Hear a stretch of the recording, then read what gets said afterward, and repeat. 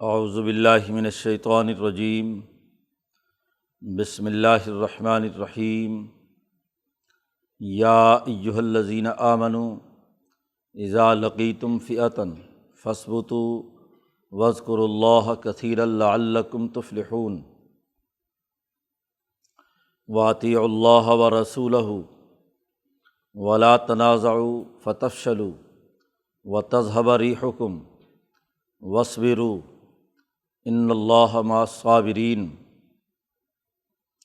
ولا تکونوا کالذین خرجوا من دیارہم بطرا ورئاء الناس ویصدون عن سبیل اللہ واللہ بما یعملون محیط۔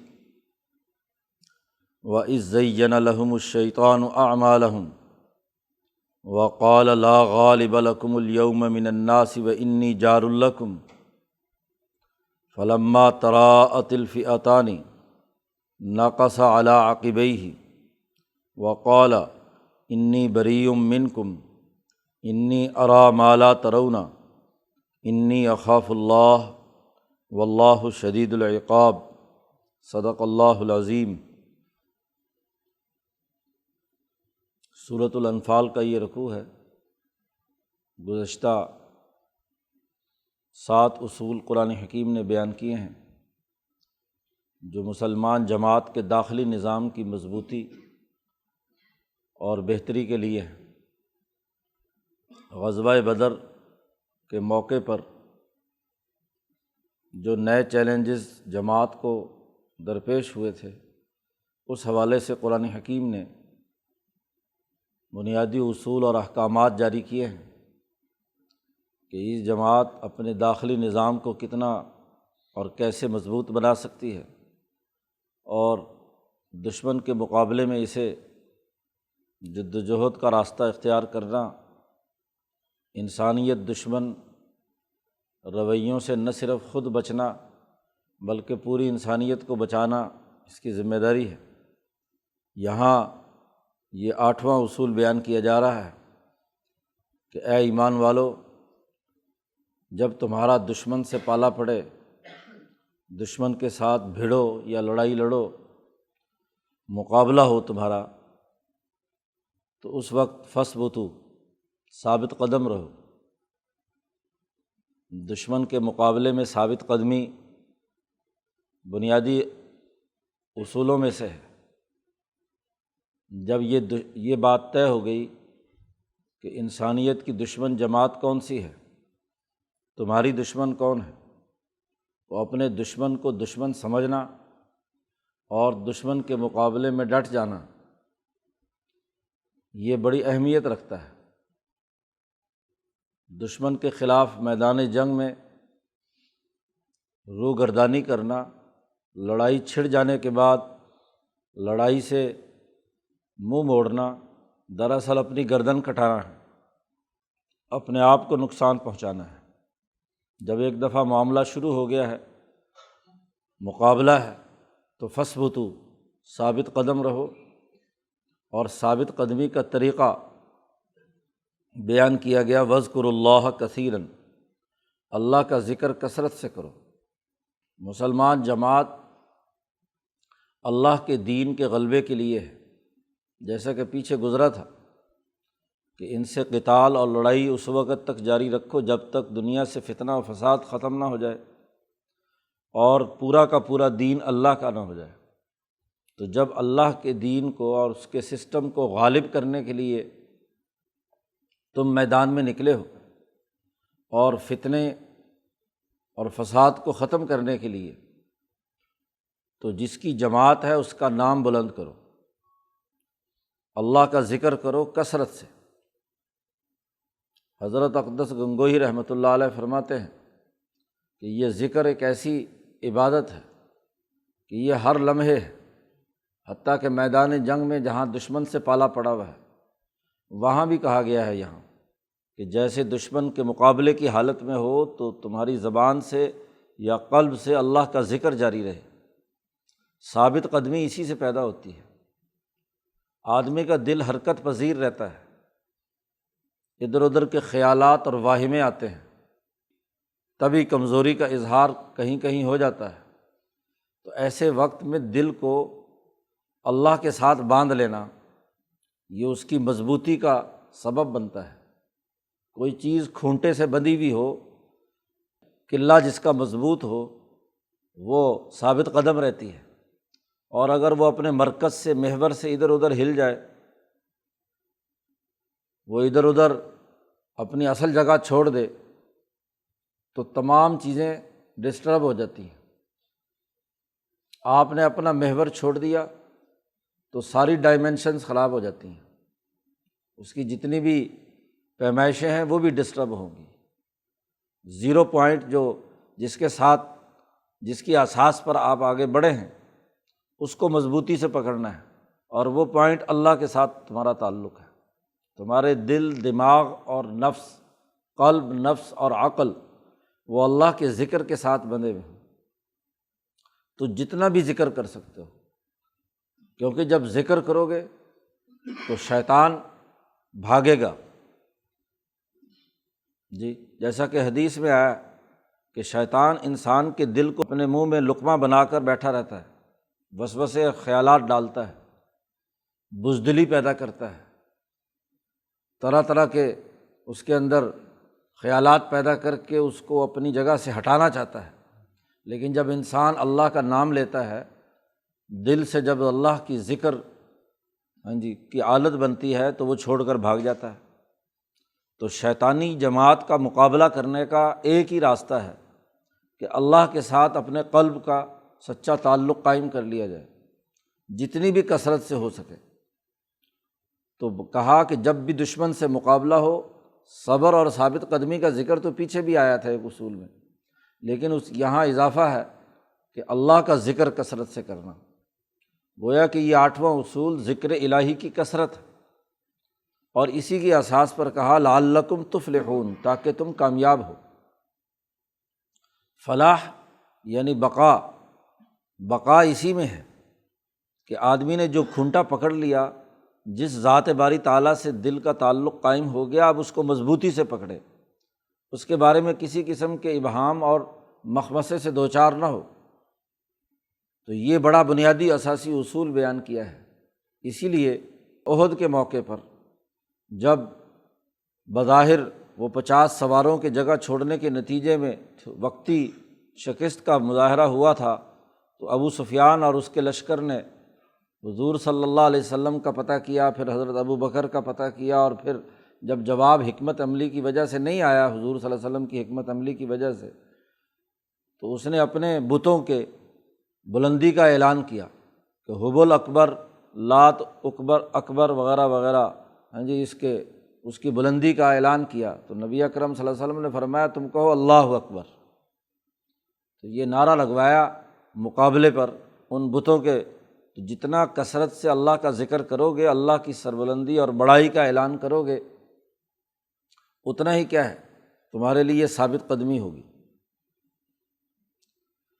ایک اور اہم اصول اگلی آیت میں بیان کیا گیا کہ وَأَطِیعُوا اللَّهَ وَرَسُولَهُ وَلَا تَنَازَعُوا فَتَفْشَلُوا، اللہ اور اس کے رسول کی اطاعت کرو، آپس میں مت جھگڑو گے تو فتفشلوا، تم آپ بزدل ہو جاؤ گے، تمہارے اندر کمزوری پیدا ہوگی، تمہارا مورال گرے گا، تمہاری ہوا اکھڑ جائے گی۔ جھگڑے سے روکا گیا ہے، اللہ اور اس کے رسول کی اطاعت کا حکم دیا گیا ہے۔ جب جماعت اللہ کے لیے ہے اور اس کے رسول کے احکامات کی فرما برداری اور اس کے دین کے غلبے کے لیے ہے، تو جہاں اختلاف رائے ہو بھی تو اللہ اور اس کے رسول کی طرف لوٹا کر اس کے احکامات کے مطابق اپنا فیصلہ کر لو۔ اختلاف کرنا برا نہیں ہے، جماعت میں اختلاف رائے ہوتا ہے، مزاجوں کے اختلاف سے، طبیعتوں کے اختلاف سے، چیزوں کا تحقیق و تجزیہ کرنے کے حوالے سے، رائے قائم کرنے میں، مختلف معاملات میں۔ لیکن یہ اختلاف جب تنازع تک پہنچ جائے، جھگڑا، اس کی بنیاد پر باقاعدہ پارٹیاں بن جائیں اور ایک دوسرے سے لڑائی جھگڑا، دنگا فساد شروع کر دیں، تو یہ جماعت کے لیے نقصان دہ ہے۔ اختلاف تو رحمت ہے، اختلاف امتی رحمتن، حضور صلی اللہ علیہ وسلم نے ارشاد فرمایا، اختلاف رائے سے تو کسی کام کے مختلف پہلو سامنے آتے ہیں، کسی کی نظر کسی ایک پہلو پر ہے، دوسرے کی نظر دوسرے پہلو پر ہے، تیسرے کی کسی تیسرے پہلو پر ہے۔ تو اختلاف رائے سے کام کے مختلف پہلو اور اس کے مختلف انداز سامنے آتے ہیں، وہ برا نہیں ہے، لیکن یہ اختلاف جب بڑھ کر تنازع کی شکل اختیار کرے، جھگڑے کی شکل اختیار کرے تو یہ خرابی کی بات ہے۔ اختلاف رائے ہو تو پھر اطیعوا اللہ و رسولہ، اللہ اور اس کا رسول، اور پیچھے آیت میں گزرا کہ اللہ اور اس کے رسول و اولی الامر منکم، تمہارے جو اولو الامر جن کو مقرر کیا ہے تم نے خود جماعت کی اجتماعیت اور فیصلے کرنے کے لیے، تو ان کی اطاعت کرو۔ اللہ اور اس کے رسول کے احکامات کے تحت امراء فیصلے کریں اور اس کے مطابق جماعت کی اجتماعیت برقرار رہنی چاہیے۔ نظم جماعت تبھی برقرار رہتا ہے جب اس میں اطاعت، ڈسپلن ہو، ایک دائرہ کار کے تحت اختلاف رائے بھی ہو، معاملات بھی طے پائیں، اور جھگڑا قطعی طور پر نہیں ہونا چاہیے۔ باقاعدہ گروہیت جس کے نتیجے میں جھگڑا اور لڑائی کا عمل، یہ تمہارے اندر بزدلی پیدا کرے گی۔ ولا تنازعوا، جھگڑو مت، اس کے نتیجے میں تم نامرد ہو جاؤ گے۔ حضرت نے تفشلو کا ترجمہ کیا، بزدل ہونا، نامرد ہونا، مردانگی۔ جھگڑا کرنا یہ کمزوری اور پستی کی علامت ہے۔ عورتوں کا معاملہ ہوتا ہے کہ وہ ذرا سی بات کے اوپر جھگڑتی ہیں، مرد جو ہوتے ہیں وہ اپنی سوچ سمجھ کر رائے قائم کرتے ہیں، دوسرے کی رائے آئے تو اس رائے پر غور و فکر بھی کرتے ہیں، کسی نتیجے پر پہنچتے ہیں۔ تو بزدلی اور نامردی یا کمزوری، یہ کمزور طبیعتوں کا معاملہ ہوتا ہے کہ جس کی بنیاد پر جھگڑے کھڑے کرتے ہیں، ورنہ جو مقابلے کے لیے میدان عمل میں اترے ہیں تو ان کی اجتماعیت تو تبھی برقرار رہے گی کہ وہ جھگڑے سے بچیں۔ اس لیے کہا گیا کہ والفتنۃ اشد من القتل، سوسائٹی کی اجتماعیت کو توڑنے میں، فتنہ پیدا کرنے میں بہت بڑی خرابی ہے، کیونکہ پوری جماعت کی اجتماعیت ٹوٹتی ہے۔ دوسری بات فرمائی وتذھب ریحکم، تمہاری ہوا اکھڑ جائے گی، مورال گر جائے گا۔ کسی جماعت کی اجتماعیت اور اس کی طاقت اور قوت، اس کی اہمیت لوگوں کے دلوں سے ختم ہو جائے آپس کے جھگڑے کی وجہ سے۔ جب بھی جھگڑا ہوتا ہے کسی بھی اجتماعیت میں تو اس کی اجتماعیت کی ہوا اکھڑتی ہے، اس کے خلاف پراپیگنڈا ہوتا ہے، اس کا مورال گر جاتا ہے۔ اس لیے وَاصْبِرُوا، صبر کرو، استقامت، صبر و استقامت کے ساتھ کام کرو۔ جی، وہاں جلد بازی کا کام، صبر سے ہٹ کر کوئی کام، جھگڑے پیدا ہونے کا سبب یا تو مصیبتیں ہوتی ہیں یا مال کا لالچ۔ بہت زیادہ مصیبتیں آئیں، برداشت نہیں ہو رہی، اس لیے آپ آپس میں ہی لڑنے لگے کہ تیری وجہ سے آئی، وہ کہتا ہے تیری وجہ سے آئی۔ تو صبر علی المصائب، مصائب پر مصیبتیں آئی ہیں، الزام تراشیاں ہوئی ہیں تو اس پر استقامت کے ساتھ ڈٹ جانا۔ یا تنازع اور جھگڑا پیدا ہوتا ہے مال کی محبت، خواہشات کے لیے، جی، غلط جو چیزیں ہیں، خواہشات انسان کو نافرمانیاں ایک طرف بلا رہی ہیں کہ کسی کے دماغ میں ایک لالچ آ گیا، دوسرے میں آ گیا کو مالی مفادات یا اس طرح کے چیزیں جو ہے جھگڑا پیدا کرنے کا باعث بنتی ہیں۔ تو یہ اس لالچ اور اس تمام جو خود غرضیاں ہیں ان کے دائرے سے اوپر اٹھ کر بات کرو۔ تو جو خواہشات ہیں ان سے، شہوات ہیں ان سے بچنا، جی، صبر عن الشہوات، خواہشات سے رک کر ڈٹ کر اپنے مقصد اور نظریے کے ساتھ جڑے رہو۔ اسی طریقے سے وَاصْبِرُوا علی الطاعات، طاعات کے اوپر، کہ جو کام بنیادی ہیں اس جماعت کے کرنے کے، جو فرائض و واجبات ہیں، جو تم نے اپنے جماعت کے منظور کیے ہوئے قاعدے اور ضابطے ہیں، طاعت معروفہ، اس پر ڈٹ جاؤ۔ جو بنیادی اور مسلمہ اصول جس کے لیے جماعت بنائی گئی ہے اس کے اوپر صبر و استقامت کا مظاہرہ کرو۔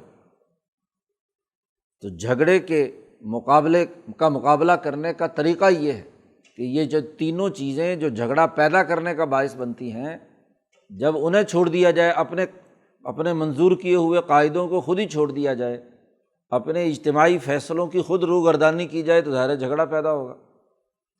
تو ان تینوں پہلوؤں سے جو اختلاف و انتشار کی کیفیت یا جھگڑے تک پہنچنے کا عمل ہے، اسے چھوڑ دو۔ ان اللہ مع الصابرین، بے شک اللہ تبارک و تعالیٰ صبر کرنے والوں کے ساتھ، جو اپنے نظریے پر ڈٹ جائیں، خواہشات اور مفادات سے بالا تر ہو جائیں، ذاتی خود غرضی مفاد پرستی سے اوپر اٹھ جائیں۔ اسی طریقے سے جو بھی مصیبتیں آئیں انہیں برداشت کریں۔ تو ان تینوں پہلوؤں کے تناظر میں جو صبر و استقامت کرنے والے لوگ ہیں، اللہ ان کے ساتھ ہے۔ تو پہلے زبانی ذکر کا حکم دیا، وَاذْكُرُوا اللَّهَ كَثِيرًا، اور اس ذکر کے نتیجے میں جو اللہ کے ساتھ ہمارا معاملہ ہو وہ صبر و استقامت کا ہو، جھگڑے اور انتشار سے بچنے کا ہو۔ تو جماعت کا داخلی نظم اس اساس پر مضبوط بنتا ہے۔ قرآن حکیم نے یہ اصول بیان کر کے مکے کی جو مخالف جماعت ابو جہل کی آئی تھی، تو ان کے جو رویے رہے ہیں ان سے ممانعت کا حکم دیا۔ ان دو رویوں کے متضاد، ایک تو یہ کہ ان کے ہاں اللہ کا ذکر نہیں، ریاکاری کے ساتھ۔ اب بظاہر غلاف کعبہ پکڑ کر آیا ابو جہل، اللہ سے یہ دعا بھی مانگ کر آیا کہ ہماری کامیابی ہونی چاہیے، جو بھی ان تستفتحوا فقد جاءکم الفتح، اس نے دعائیں بھی مانگی کہ جو غالب سچی جماعت ہو وہ غالب ہو جائے، لیکن ریاکاری تھی، اس کا حقائق سے کوئی تعلق نہیں، اللہ کی بات مانتا نہیں ہے، محض دکھاوے کے لیے اللہ کے گھر کا مجاور بن کر اس کی تحفظ کے نام پر کیا ہے جنگ لڑنے کے لیے چلا ہے، اور تکبر اور غرور۔ اس کے نتیجے میں جتنے بھی وہاں کے لوگ قبائل کے سردار ساتھ آئے ہیں، آپس میں جھگڑا ہے، ایک دوسرے کی بات ماننے کے لیے تیار نہیں ہے، اور ڈسپلن میں نہیں ہے، ہجومی جنگ ایسی جو انتشار کی حالت میں ہے وہ لڑ رہے ہیں۔ اب پھر یہ بھی خطرہ ہے کہ وہ ایک بنی کنانہ کا جو قبیلہ تھا اس سے ان کا جھگڑا تھا، تو ان کو خطرہ تھا کہ ادھر ہم اگر لڑائی لڑیں تو کہیں پیچھے سے آ کر وہ ہم پر حملہ نہ کر دیں۔ تو شیطان، آگے تفصیل جیسے اگلی آیت میں آ رہی ہے، شیطان ان کے سردار کے روپ میں اپنے شیطانوں کو انسانی شکل میں لا کر اس کو تسلی دیتا ہے کہ نہیں نہیں کوئی بات نہیں، میں بھی تمہارے ساتھ ہی ہوں۔ تو قرآن نے کہا وَلَا تَكُونُوا، ان لوگوں کی طرح مت ہو، کالذین خرجوا من دیارہم، جو اپنے گھروں سے نکلے بطراً، اتراتے ہوئے، بڑی شیخی خوری، ڈھول ڈھماکے، باجے گاجے، پورے قبائل عرب کے اندر شہرت پیدا کرنے کے لیے کہ ہم فتح کرنے جا رہے ہیں اور مقابلہ کرنے جا رہے ہیں، کون ہے جو ہمارے مال پر بری نظر رکھے، ہمارے قافلے کے خلاف اقدامات کرے۔ تو حضور صلی اللہ علیہ وسلم کی سیاسی طاقت پر رعب پیدا کرنے کے لیے، ایک نوزائیدہ ریاست مدینہ کے خلاف اقدامات کا پورا ڈھنڈورا پیٹنے کے لیے کہ لو لشکر کے ساتھ ہم نکل رہے ہیں، اور ہر جگہ دعوتیں اڑائی جا رہی ہیں اور جشن منایا جا رہا ہے، ورئاء الناس، لوگوں کو دکھانے کے لیے۔ دکھاوا کیا تھا کہ ہماری بڑی سیاسی طاقت ہے، ہماری حکومت بڑی مضبوط ہے، ہم اپنے قافلوں کا دفاع دور تک کے علاقے بدر تک کر سکتے ہیں، دور دراز کے علاقوں تک۔ وَيَصُدُّونَ عَن سَبِيلِ اللَّهِ، اللہ کا ذکر تو کیا کرتے، اللہ کے مقابلے میں اللہ کے راستے سے روکنے والے لوگ، ان کی طرح مت ہو۔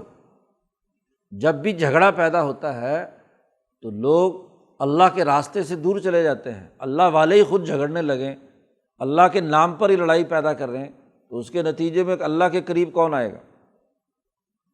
واللہ بما یعملون محیط، اور اللہ تعالیٰ جو کچھ وہ عمل کر رہے تھے اس کا پورا احاطہ کیے ہوئے تھا، اللہ کے کنٹرول میں تھا کہ ان کو کس طریقے سے باجے گاجوں کے ساتھ بدر کے میدان میں لانا ہے۔ حتیٰ کہ مکہ سے نکلنے کے کچھ عرصے بعد ابو سفیان کا پیغام آ گیا کہ میں حضور صلی اللہ علیہ وسلم کے لشکر سے بچ کر اپنا قافلہ حفاظت کے ساتھ بحیرہ احمر کے کنارے کنارے محفوظ صورت میں نکال لایا ہوں، اس لیے اب آنے کی ضرورت نہیں ہے، تم واپس چلے جاؤ مکہ مکرمہ۔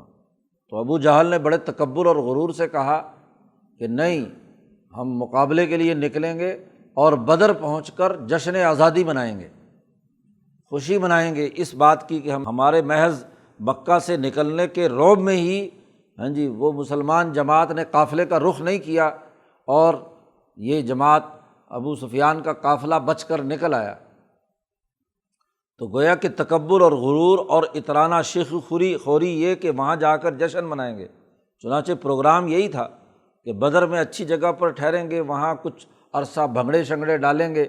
تو اس نے کہا کہ یہ دن بلکہ قبائل تک کو پیغامات پہنچائے کہ ہم اب جشن منائیں گے اپنی سیاسی طاقت کا، رعب کا۔ بدر کے میدان میں تو لوگ آئیں، دعوتیں اڑائی جائیں گی اور گانا بجانا ہوگا اور جو کچھ وہ خرافات کرتے تھے وہ کریں گے ہم۔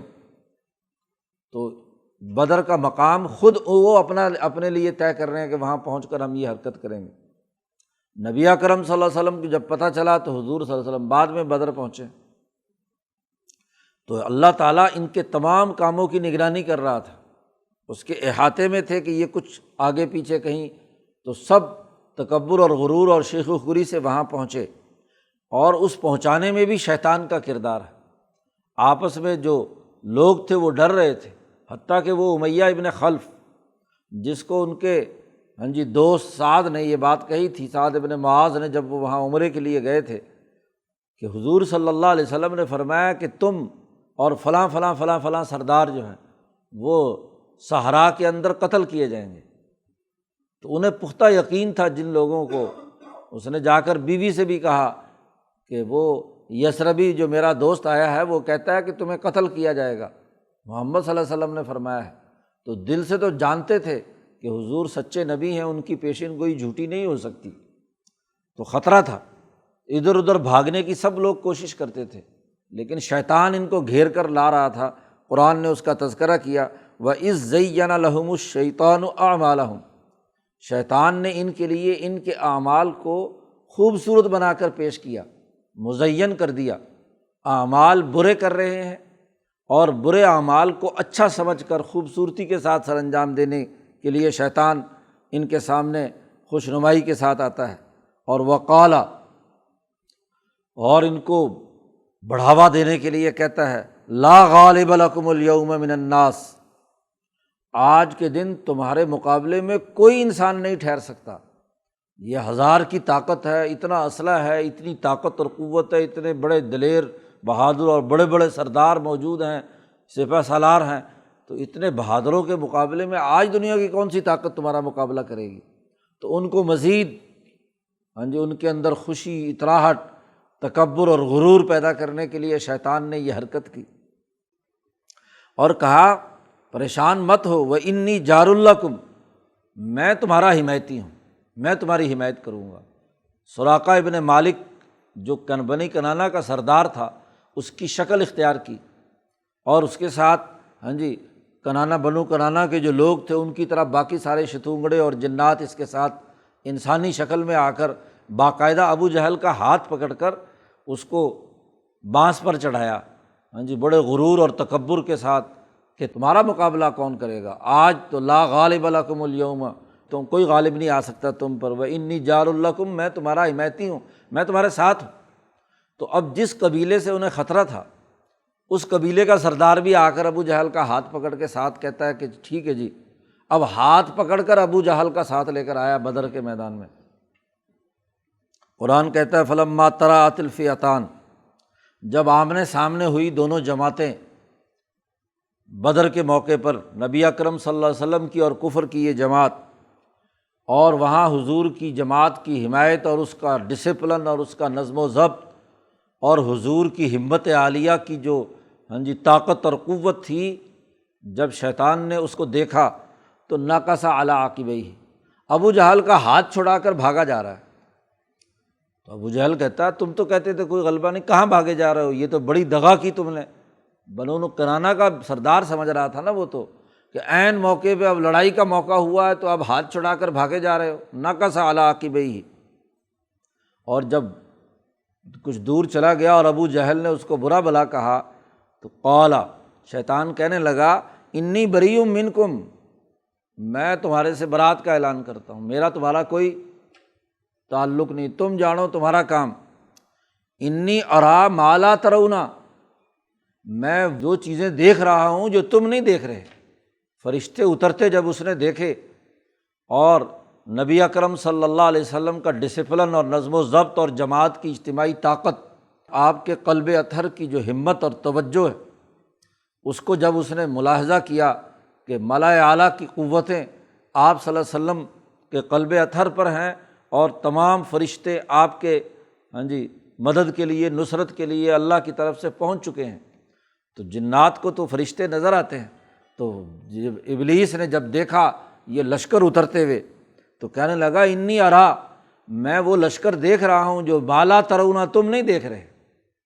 اور تیسری بات کیا کہتا ہے، بہت شیطان ہے، کہتا ہے انی اخاف اللہ، میں تو اللہ سے ڈرتا ہوں، میں اب اللہ کا مقابلہ نہیں کر سکتا۔ انسانوں سے مقابلہ تو میں کرا سکتا تھا، لیکن یہاں تو مقابلہ اللہ سے اور اللہ کے فرشتوں سے ہے، اور میں اللہ سے بہت ڈرتا ہوں۔ ظاہری طور پر اس نے، حالانکہ ڈرتا ورتا ہوتا تو پھر یہ حرکتیں کیوں کرتا، لیکن یہاں بھی دھوکہ دے رہا ہے، کہتا ہے انی اخاف اللہ، اور میں اللہ سے اس لیے بھی ڈرتا ہوں کہ واللہ شدید العقاب، اللہ تعالیٰ بہت سخت عذاب دینے والے ہیں، تو اس لیے میں تو جاتا ہوں، تم جانو تمہارا کام۔ تو مکہ سے باقاعدہ گھسیٹ کر لایا، برے اعمال کو ان کے سامنے مزین اور خوبصورت بنا کر پیش کیا۔ رائے غلط ہے، جھگڑ رہے ہیں، کام غلط کر رہے ہیں، لیکن اس کو اچھا سمجھ رہے ہیں۔ تو قرآن حکیم نے یہ واقعات بیان کر کے کہا کہ جھگڑا جب بھی ہوتا ہے، جب اللہ اور اس کے رسول کی اطاعت نہیں ہوتی، کہیں خواہش نفس، کہیں مال کی محبت، کہیں ایک دوسرے کے حسد اور کینہ اور بغض کی وجہ سے جب بھی ہوتا ہے، تو دراصل یہ شیطانی وسوسے اور خیالات ہوتے ہیں۔ یہ جھگڑا پیدا کراتا ہے، شیطان کا کام ہے کہ وہ جھگڑا پیدا کرائے، اور وہ جو اپنی رائے آپ نے قائم کی ہے، اس رائے کے مطابق آپ جو عمل کر رہے ہیں، تو یہ عمل جو ہے دراصل شیطان کرواتا ہے خوبصورت بنا کر۔ تو جب بھی تنازع ہوگا تو رائے میں جہاں خامی ہوگی، جماعت کی اجتماعیت میں اختلاف رائے کے بعد آگے بڑھ کر جب عمل شروع ہوتا ہے تو جھگڑا شروع ہوتا ہے۔ تو یہ عمل خوبصورت بنا کر شیطان پیش کرتا ہے، اور اس کا طریقہ کار یہی ہے کہ یہ جھگڑا پیدا کرائے، اور چونکہ انسان کا دشمن ہے تو انسانیت کو لڑا کر ڈیوائڈ اینڈ رول کی سیاست کر کے، جھگڑا پیدا کر کے اللہ سے دور کرنے کا کام کرتا ہے۔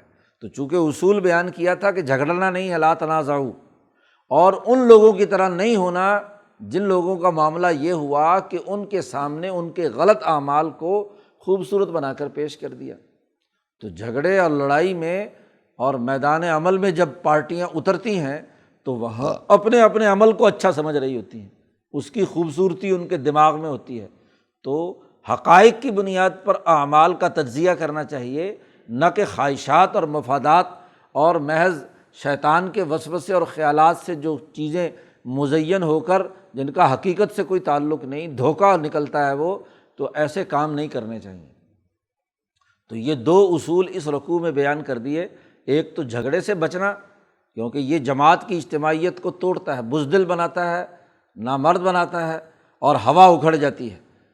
اور دوسرے یہ کہ اللہ کا ذکر کثرت سے کرنا، اللہ کا ذکر جتنا کثرت سے ہوگا، اپنی رائے اور اپنے عمل کو جب اللہ کے اوپر پیش کر کے انسان خود غور و فکر کرتا ہے تو اپنے عمل کی یا اپنے رائے میں جو کمزوری اور قباحت ہے وہ سامنے آنے لگتی ہے۔ تو جب اللہ کے تعلق سے یہ سارا کام ہوگا تو اختلاف بھی نہیں ہوگا، اور اجتماعیت بھی منظم ہوگی، اس کے مطابق جد و جہد اور کوشش انسان کرتا ہے۔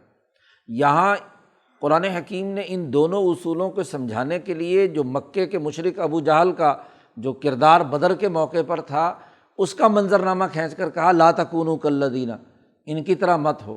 اور اگلے رکوع میں جو خود مسلمان جماعت کے اندر مدینہ منورہ میں منافقین داخل ہوئے ہوئے تھے، ان کے رویے قرآن حکیم نے بیان کر کے بتلایا کہ یہ نفاق کی حالت بھی دراصل اسی جھگڑے اور اعمال کی خوبصورتی اور مزین کر کے جو شیطان ان کے سامنے پیش کرتا ہے، اس کی وجہ سے جھگڑا پیدا ہوتا ہے۔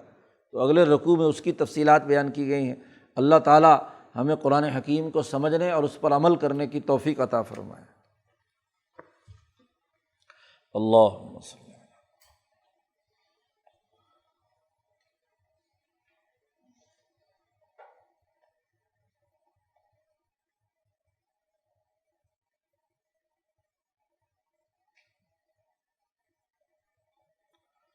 اجمعین۔